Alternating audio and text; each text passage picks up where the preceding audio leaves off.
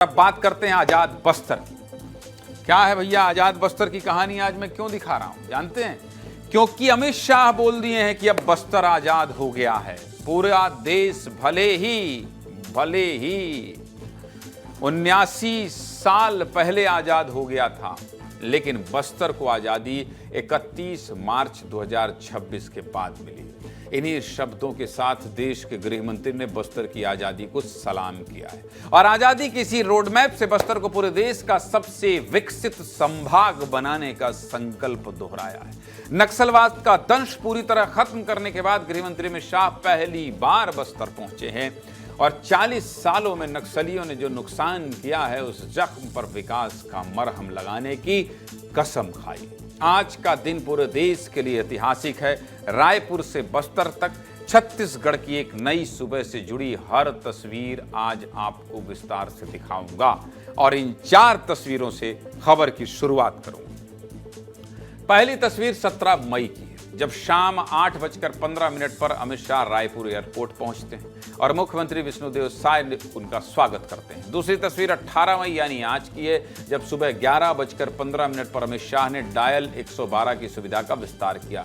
तीसरी तस्वीर बस्तर के नेतानार की है, जहां 1:30 बजे अमित शाह ने जन सुविधा केंद्र का उद्घाटन किया और बदलते बस्तर के लोगों को सबसे बड़ी सौगात दी। चौथी तस्वीर बादल एकेडमी की है, जहां शाम 4 बजे अमित शाह उजर बस्तर कार्यक्रम में शामिल हुए।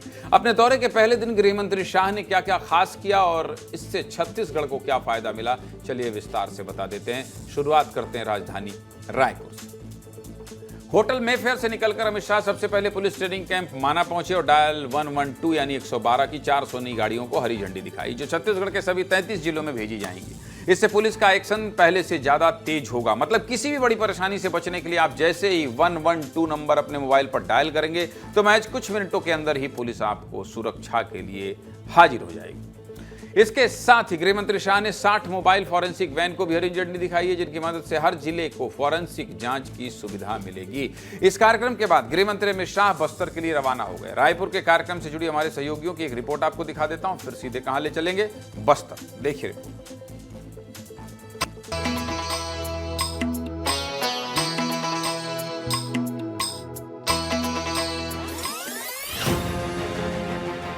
अमित शाह का काफिला जो है अब यहाँ से रवाना होना शुरू हो चुका है और ये देखिए अमित शाह की तस्वीर, सिर्फ 4 गाड़ियों के काफिले में।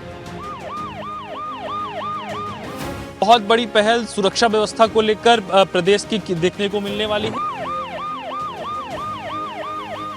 400 गाड़ियां आपको यहां पर दिखेगी, जो कि अलग अलग जिलों के लिए यहां से रवाना होने वाली हैं और जिसकी तैयारी जो है वो पूरी तरीके से की गई है। पीटीएस माना में सबसे पहली तस्वीर जो है वो विस्तार न्यूज़ दिखा रहा है कि किस तरह से उनके साथ में जो छत्तीसगढ़ के गृह मंत्री हैं विजय शर्मा, साथ ही साथ मुख्यमंत्री विष्णुदेव साय। बहुत खास तस्वीर है, तस्वीर कानून व्यवस्था के लिहाज से बहुत महत्वपूर्ण है। कई सारे टेक्नोलॉजिकली एडवांस्ड फीचर्स हैं जिनके बारे में मंच से भी बताया गया है और इस फीचर्स के साथ साथ हमें आशा रहेगी कि ये वाला जो डायल 112 का फेस है ये पिछले फेस के मुकाबले और सशक्त रहे और उन्नत रहे।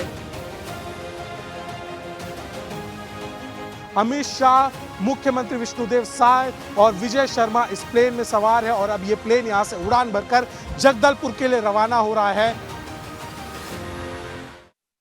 रायपुर की बात हो गई, अब बात करते हैं बस्तर दौरे की, जिसका आगाज नेतानार से हुआ, जो वीर शहीद गुंडाधुर का गांव है। इस गांव से बस्तर के सबसे बड़े बदलाव की शुरुआत हुई और सुरक्षा कैंप को जन सुविधा कैंप में बदला गया। ये कैंप 2013 में खोला गया था और यहीं पर हमारे 6 जवान शहीद भी हुए थे। सेवा केंद्र में शाह ने सहायता समूह की महिलाओं से मुलाकात की और बस्तर की इमली का स्वाद चखा और हंसते हुए बोले, ये इमली खट्टी नहीं बल्कि मीठी है। इसके अलावा शहीद गुंडाधुर की धरती से गृह मंत्री ने कौन कौन से बड़े ऐलान किए हैं, सुनना चाहते हैं? चलिए आपको बता देता हूं, आप देख लीजिए। देखिए, बस्तर में कुल 196 सुरक्षा कैंप हैं, जिनमें से 70 कैंपों को सुविधा कैंप में बदला जाएगा, वो भी महज 1.5 साल के अंदर। इन कैंपों से आदिवासियों का आधार कार्ड बनेगा, आय, जाति और निवास प्रमाण पत्र बनेगा, अस्पताल, स्कूल और बैंक की सुविधा मिलेंगी और इन्हीं कैंपों के जरिए सरकारी योजनाओं का पैसा और राशन भी लोगों तक पहुंचेगा। साथ ही कौशल विकास के जरिए सिलाई बुनाई के लिए ट्रेनिंग भी दी जाएगी, जिससे रोजगार मिलेगा। अगर आसान भाषा में समझाऊं तो एक बिल्डिंग के अंदर वो सभी सुविधाएं मौजूद होंगी जिससे एक आदिवासी परिवार की जिंदगी बदल सकती है। दूसरी तरफ अमित शाह ने बस्तर में डेयरी को बढ़ावा देने का ऐलान किया और कहा कि हर आदिवासी महिला को सरकार की तरफ से 2 गाय दी जाएंगी, क्योंकि बस्तर में पानी भी है, हरियाली भी है। ऐसे में इन गायों को पालना बहुत आसान होगा और इनके जरिए अच्छी कमाई भी होगी। अमित शाह ने बस्तर के वनोपज को नई पहचान देने का वादा भी किया है। बस्तर के जंगलों से मिलने वाले प्राकृतिक चीजों की पैकेजिंग, ब्रांडिंग और मार्केटिंग की जाएगी और इन्हें देश के बड़े शहरों और विदेशों तक भेजा जाएगा। मतलब दिल्ली और अमेरिका में बैठे लोग भी बस्तर के सामानों का इस्तेमाल करेंगे। और सुनिए भाई साहब, अमित शाह ने आगे बोला कि 1 साल के अंदर सरकार को गांव-गांव तक पहुंचाया जाएगा। अब बस्तर के लोगों को रायपुर जाने की जरूरत नहीं पड़ेगी, बल्कि रायपुर से सरकार बस्तर वासियों के पास पहुंचेगी। यानी ये कि आदिवासियों से जुड़ी परेशानी दूर करने के लिए प्रशासनिक अधिकारी कहां जाएंगे, खुद उनके घर जाकर मदद करेंगे। सुनिए अमित शाह ने कहा क्या क्या। देश आजाद तो हो गया, मगर आजादी यहां तक पहुंचने नहीं दी। नक्सलवाद का समाप्ति का संकल्प लिया गया। इसका उद्देश्य नक्सलवादियों को समाप्त करना नहीं, उसका उद्देश्य इस क्षेत्र के गरीब आदिवासियों के जीवन में वो सभी सुविधाएं जो बड़े बड़े शहरों में होती है वो आपके बच्चों के लिए ला पाए, ये हमारा उद्देश्य। 1 साल में सरकार को हम रायपुर से आपके गांव तक लाएंगे, किसी को रायपुर जाने की जरूरत नहीं पड़ेगी। बस्तर में अभी 196 कैंप है, उसमें से 70 कैंप को 1.5 साल के अंदर परिवर्तित कर आदिवासी कल्याण का केंद्र बनाने वाले। बैंकिंग की भी सुविधा होगी, आपका आधार कार्ड भी बनेगा, आपका राशन कार्ड भी बनेगा, सरकार की योजना के पैसे यहीं से आपको मिल जाएंगे।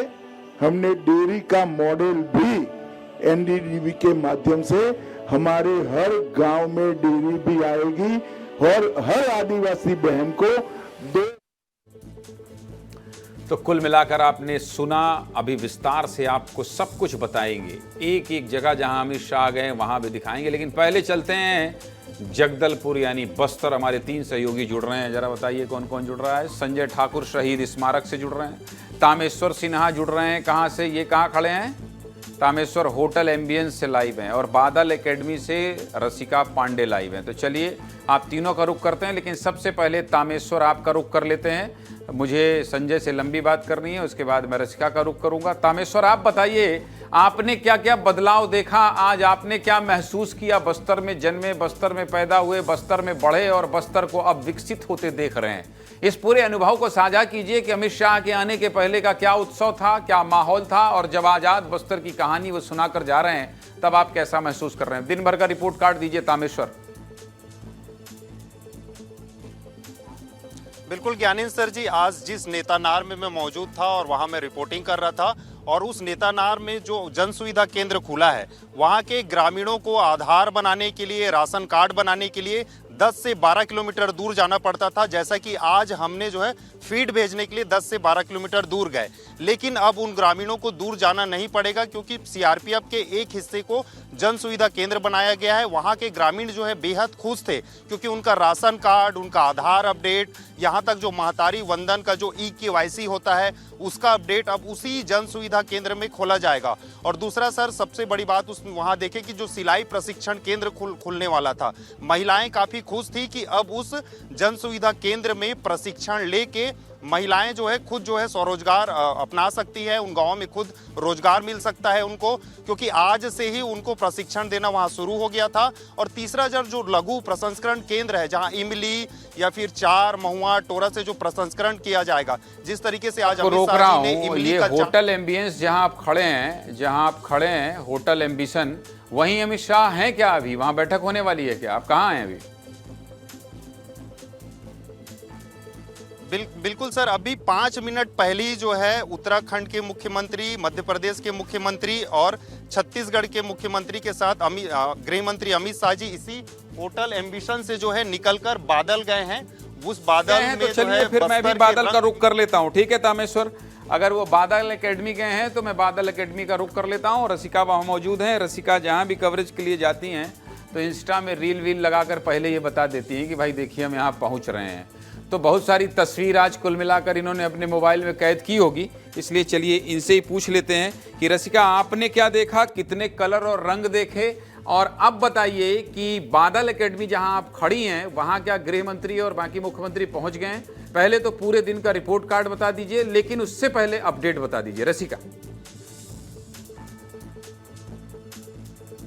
बिल्कुल ज्ञानीन जी, जैसा कि आपने सबसे पहला सवाल जो है कि गृह मंत्री पहुंच चुके हैं अंदर कि नहीं, तो देश के गृह मंत्री अमित शाह सांस्कृतिक कार्यक्रम में मौजूद हैं। देखिए मीडिया को अंदर जाने की परमिशन नहीं है, लेकिन तीनों राज्य के मुख्यमंत्री, छत्तीसगढ़ के मुखिया सीएम विष्णुदेव साय हैं, मध्य प्रदेश के मुखिया सीएम डॉक्टर मोहन यादव अंदर मौजूद हैं, सीएम पुष्कर सिंह धामी उत्तराखंड के मुख्यमंत्री मौजूद हैं। और दिन भर के रिपोर्ट कार्ड की बात रही तो आज जो बस्तर का रंग था वो बहुत ही खुशनुमा रंग में यूँ कहूँगी, क्योंकि जो लोग पहुंच रहे थे, जब बादल एकेडमी में देश के गृह मंत्री अमित शाह अपना संबोधन देते हैं, फिर ग्रामीणों से बात करते हैं, जवानों से बात करते हैं, उनसे ही पूछते हैं कि आपने बस्तर में क्या बदलाव देखा, तो वो लोग जो जानकारी दे रहे थे वो बता रहे थे कि कैसे कई लोग ऐसे थे जो नक्सल प्रभावित परिवार से पहुंचे हुए थे, जिनके परिवारों को नक्सलियों ने मार डाला था। वो बता रहे थे कि हम लगातार ये मांग कर रहे थे, लेकिन हमें भी नहीं लगता था कि बस्तर से लाल आतंक जाएगा, लेकिन आज वो तारीख भी आ गई है। और देखिए एक नैरेटिव की बात आज सीएम विष्णुदेव साय भी देश के गृह मंत्री अमित शाह के साथ साथ मंच से करते हुए नजर आए। जब सीएम विष्णुदेव साय इस बात का जिक्र कर रहे थे कि विपक्ष, इस सवाल को मैं आपसे पूछने ही वाला था, इस सवाल को थोड़ा विस्तार से इसलिए बताइएगा क्योंकि मुख्यमंत्री विष्णुदेव साय जब ये बात कहते हैं कि विपक्ष ये नैरेटिव गढ़ता है, तो गृह मंत्री अमित शाह के चेहरे पर मैंने मुस्कुराहट देखी थी। तो कुल मिलाकर विष्णुदेव साय के जवाब से गृह मंत्री अमित शाह संतुष्ट हुए, क्योंकि गृह मंत्री अमित शाह जब भी इस तरह के प्रोग्राम में आते हैं तो उनके चेहरे की भाव भंगिमा लोग देखते रहते हैं, घबराते रहते हैं, डरते रहते हैं कि अरे गृह मंत्री को कहीं कोई चीज बुरी न लग जाए, कहीं हम ज्यादा तो नहीं बोल गए, ज्यादा देर तक तो नहीं बोल गए। लेकिन सीधे और सरल सौम्य मुख्यमंत्री विष्णुदेव साय के इस बयान पर वहां का माहौल और गृह मंत्री अमित शाह की प्रतिक्रिया और विष्णुदेव साय के कहने के उद्देश्य के पीछे भी आप जरा 1 मिनट 2 मिनट में विश्लेषण करिएगा रसिका। बिल्कुल ज्ञानीन जी, वैसे आपने बता ही दिया दर्शकों। अब देखिए सीएम विष्णुदेव साय मंच में मौजूद थे, वो कह रहे थे कि देखिए हम बस्तर को बदल देंगे और बस्तर के अच्छे दिन आएंगे। उन्होंने एक बात भी कही कि बस्तर के बुरे दिन चले गए हैं, अच्छे दिन आने वाले हैं। और जो भी ये नैरेटिव सेट कर रहा है, जो भी ये कह रहा है कि यहाँ पर उद्योग को बढ़ावा दिया जाएगा, तो ऐसा नहीं है। आदिवासियों को बढ़ावा दिया जाएगा, आदिवासी संस्कृति को बढ़ावा दिया जाएगा और 6 महीने बाद ये आदिवासी भाई बहन देखना शुरू कर देंगे। तो जब ऐसा कह रहे थे वो, तो देश के गृह मंत्री अमित शाह के चेहरे पर वो सुकून भरी मुस्कान थी। देखिए लगातार ये कहा जा रहा था कि ये किस वजह से, क्या मैसेज देने का प्रयास है। तो नक्सलवाद पर तो बात हो रही थी कि नक्सलवाद खत्म हो जाएगा, लोगों के मन में सवाल था कि विकास कैसे होगा, विकास कैसे होगा। तो आज उसका सबसे बड़ा एग्जाम्पल दिखाया ज्ञानीन जी, क्योंकि सबसे बड़ी बात यह है कि जो सुरक्षा कैंप सवालों के घेरे में थे कि आगे इनका क्या होगा जब नक्सलवाद खत्म हो जाएगा, तो वही जन सुविधा केंद्र बनकर लोगों तक मदद पहुंचाएंगे। राशन कार्ड की सुविधा हो, जो तमाम सुविधा जो बस्तर बहुत लंबे समय से उससे दूर रहा है, उनको वो तमाम सुविधा मिल पाएगी। इसकी तस्वीर भी साफ दिखाई दे रही थी और लोगों में आपकी बात और तामेश्वर की बात सुनकर मैं ये समझ पा रहा हूं कि आज का जो माहौल था वो बस्तर किस तरह से बदलता बस्तर की ओर बढ़ रहा है। और संजय जब नाम दे रहे थे कि मैं नया बस्तर हूं, तो पता नहीं ये इनसाइड स्टोरी जानते तो नहीं है सब, इनको सब पता तो नहीं होता है। हालांकि बधाई तो इनको भी देना चाहिए संजय को, लेकिन कल हम विस्तृत बधाई देंगे। आज भी बधाई देते हैं, बता देता हूं संजय, मैं पचा नहीं पाता हूं दोस्त। बधाई इसलिए दे देता हूं क्योंकि संजय की बहादुरी के लिए, रौनक शिवहरे की बहादुरी के लिए विस्तार न्यूज में जो काम किया गया है, विस्तार न्यूज ने जो माओवाद को खत्म करने में सकारात्मक भूमिका निभाई है, बड़े बड़े माओवादियों को मुख्य धारा में जोड़ने का जो प्रण लिया है, तो मध्य प्रदेश, छत्तीसगढ़ और देश के किसी भी चैनल के 2 प्रतिनिधियों को देश के गृह मंत्री ने सम्मानित किया है तो वो मेरे सहयोगी संजय ठाकुर हैं और रौनक शिवहरे हैं। बहुत सीना चौड़ा होता है गर्व से जब आप देश के लिए कोई भूमिका निभाते हैं और देश के गृह मंत्री ऐतिहासिक नक्सलवाद के खत्म होने पर संजय ठाकुर और रौनक शिवहरे को बेहतर और सकारात्मक प्रयास के लिए सम्मानित करते हैं। संजय, इस पर तो विस्तार से बात होगी और मैं जानता हूं कि अपनी तारीफ पर बहुत ज्यादा आप बोलना पसंद नहीं करते हैं, तो इसलिए रिपोर्ट मुझे, सूर्यांश और रवि को ही बताना पड़ेगा। लेकिन फिर भी आपके नजरिए से तामेश्वर और रसिका के विस्तार से विश्लेषण करने के बाद जो बचा खुचा है, जो नई दृष्टि है, जो नया प्रकाश है, जो नया सूर्योदय है, वो मैं आपकी जुबान से सुनना चाहता हूं। संजय जी, पहले धन्यवाद। दूसरी बात जो मैं कहता हूं हमेशा कि काम के लिए सम्मान और इनाम नहीं मिलना चाहिए, तो खैर ये अलग मसला है, इस पे हम लगातार बातचीत करते रहते हैं। लेकिन मैं जब आज अमित शाह के इस दौरे को देख रहा था तो मुझे कुछ तारीखें याद आ रही थी। मुझे आज से 6 महीने पहले की तारीख याद आ रही थी, 13 दिसंबर 2025, जब अमित शाह बस्तर ओलंपिक में शामिल होने जगदलपुर पहुंचते हैं और वहां एक नया टास्क दे देते हैं। एक डेडलाइन पहले से ही तय थी 31 मार्च 2026 की कि तब तक नक्सलवाद का खात्मा करना है, लेकिन उससे करीब 4 महीने पहले ही वो 13 दिसंबर 2025 को एक नया टास्क देते हैं कि साल 2030 तक बस्तर को देश के सबसे विकसित आदिवासी क्षेत्रों में शामिल करना है। दरअसल जो अमित शाह की टीम की खासियत नजर आई वो यही है कि वो लगातार टास्क बेस्ड काम करते हैं, वो डेडलाइन बेस्ड काम करते हैं, वो लगातार अपने अधीनस्थों को, अपने लोगों को ये नए नए टास्क देते रहते हैं। जब उन्होंने ये टास्क दिया तो सबके मन में ये सवाल था कि अभी तो नक्सलवाद का भी पूरी तरह से खात्मा नहीं हुआ है, देखिए नया टास्क आ गया, लेकिन उस टास्क का रोड मैप कैसे बनाया जाएगा उसकी तैयारी आज यहाँ पर अमित शाह और बाकी 4 मुख्यमंत्री जो है वो कल करते नजर आएंगे। मध्य क्षेत्रीय बस्तर की जो मध्य क्षेत्रीय परिषद की बैठक जो है उसमें दरअसल आज अमित शाह ने 2 बहुत ही महत्वपूर्ण काम किए हैं। जब वो नेतानार पहुंचते हैं तो नेतानार पहुंचने के साथ ही वो एक बड़ा संदेश देते हैं, क्योंकि साल 2011 में इसी नेतानार में नक्सलियों ने एक बड़ा हमला किया था, 6 जवान शहीद हुए थे। इसके बाद 2013 में यहाँ एक सीआरपीएफ का कैंप खुला और इस कैंप को खुलने के बाद जब वहाँ पे सीआरपीएफ पहुँचती है तो वहाँ पर सड़क और अन्य विकास जो है पहुँच पाता है। आज अमित शाह ने एक बात कही कि सुरक्षा से सेवा तक का ये सफ़र जो है ये काफ़ी मुश्किल था, लेकिन अब ये जो उनकी लाइन थी, सुरक्षा से सेवा, सुरक्षा से सुविधा, यही लाइन बस्तर में आने वाले समय में आपको लगातार गूंजती हुई नजर आएगी। यानी यहाँ जो 400 से ज़्यादा सुरक्षा बलों के कैंप थे उन्हें इसी तरह से जन सुविधा कैंपों की तरह स्कूलों या आश्रमों के तौर पर तब्दील किया जाएगा। दरअसल ये पूरा मसला है विश्वास का।